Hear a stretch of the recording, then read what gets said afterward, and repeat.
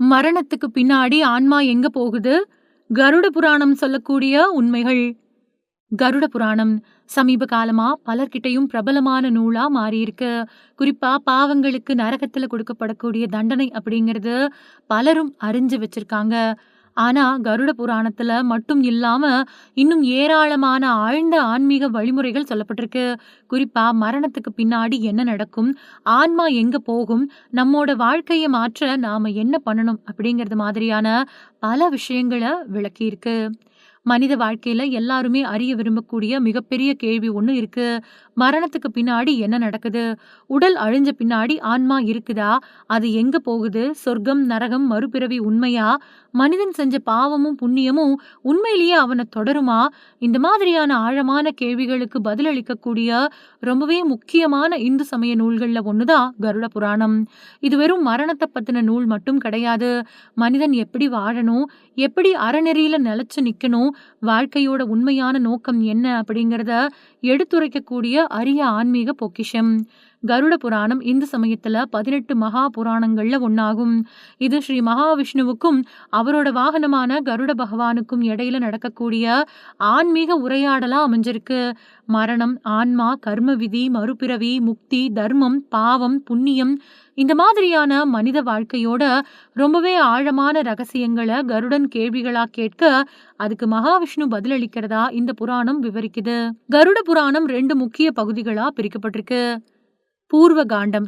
இந்த பகுதியில தர்மம், அறநெறிகள், தானத்தோட மகிமை, மனித வாழ்க்கையோட நோக்கம், பிறப்பு அப்புறம் இறப்பு, பக்தியோட சிறப்பு, வேத சாஸ்திர நெறிகள், நல்லொழுக்க வாழ்க்கை, ஆயுர்வேதம், மருத்துவம், யோகம், ஜோதிடம், நவரத்னங்கள், தந்திர முறைகள் மாதிரியான பல்வேறு அறிவியல் அப்புறம் ஆன்மீக தகவல்களும் இடம்பெற்றிருக்கு. உத்தரகாண்டம். பெரும்பாலானவங்க அறிஞ்சிருக்கிறது இந்த பகுதிதான். இதுல மரணத்துக்கு பின்னாடி ஆன்மாவோட பயணம், யம தர்மராஜனோட நீதி தீர்ப்பு, பாவங்களுக்கு ஏற்ப கிடைக்கக்கூடிய தண்டனைகள், புண்ணியங்களுக்கு ஏற்ப கிடைக்கிற பலன்கள், சொர்க்கம், நரகம், மறுபிறவி, முக்தி, ஈமச்சடங்குகளோட முக்கியத்துவம் இது எல்லாமே மனிதன் தன் வாழ்நாள்லயே தர்ம வழியில வாழணும் அப்படிங்கறத உணர்த்தக்கூடிய நோக்கத்தோட சொல்லப்படுது. கருட புராணத்தின்படி மனிதனோட உடல் அழியுது. ஆனா ஆன்மா அழியறது கிடையாது. உடல் அப்படிங்கிறது ஒரு ஆடை மாதிரி. ஆன்மா அதை விட்டு வெளியேறி தன்னோட கர்மங்களோட அடிப்படையில அடுத்த நிலைக்கு போகுது அப்படின்னு இந்து சமய தத்துவம் சொல்லுது. ஒருத்தர் வாழ்நாள்ல செஞ்ச ஒவ்வொரு செயலும் நல்லதோ கெட்டதோ அவரோட ஆன்மாவோட அடுத்த பயணத்தை நிர்ணயிக்கும் அப்படின்னு கருட புராணம் எடுத்துரைக்குது. ஒரு மனிதன் கிட்ட உண்மைய பேசினா தானம் செய்தல், பெற்றோர்களை மதிக்கிறது, பிறருக்கு உதவுனா, இறைவனை நினைச்சு வாழ்ந்தா, அன்போட நடந்துகிட்டா அவனோட ஆன்மா உயர்ந்த நிலையை அடையும் அப்படின்னு சொல்லப்படுது.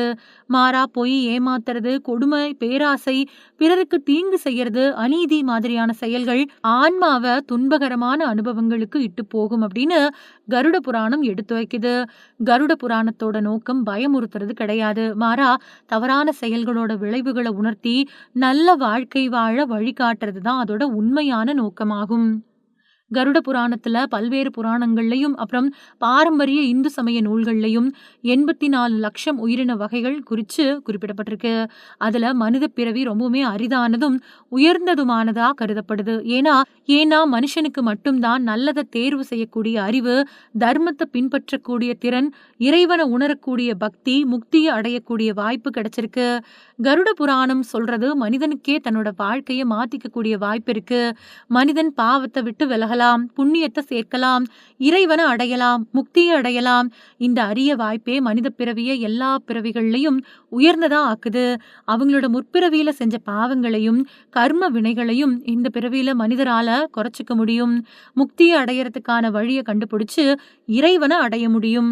உண்மையா வாழுங்க, பிறருக்கு உதவுங்க, பெற்றோர்களை மதிங்க, தான தர்மங்கள் செய்யுங்க, பேராசையை விட்டுடுங்க, கோபத்தை கட்டுப்படுத்துங்க, உயிர்களுக்கு தீங்கு செய்யாதீங்க, இறைவனை நினைச்சு வாழுங்க, நல்ல கர்மங்களை சேமிங்க.